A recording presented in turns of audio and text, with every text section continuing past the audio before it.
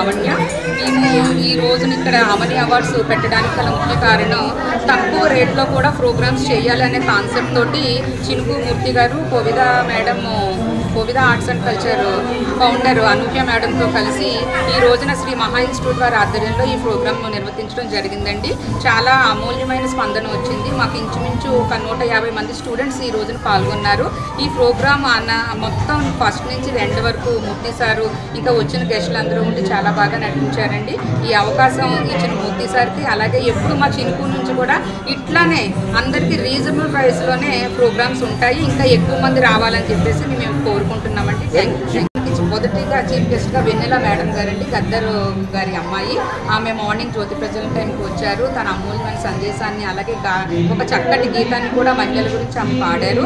నిజంగా ఆమె మాతో ఒక గంట 2 గంటలు గడపడం మాకు చాలా ఆనందంగా అనిపించిందండి. నిజంగా వెన్నెల మేడం గారు కూడా చాలా థ్యాంక్స్.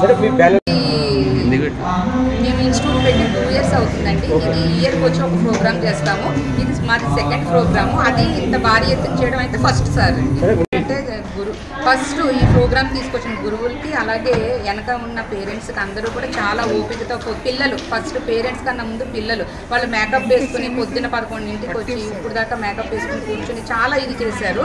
చాలా ముందు వాళ్ళకైతే నేను పిల్లలకి చేతులు ఎత్తి నమస్కరిస్తున్నా, చిన్నపిల్లతో ఉన్నారు. మహా institute of arts and culture Kushaiguda అండి.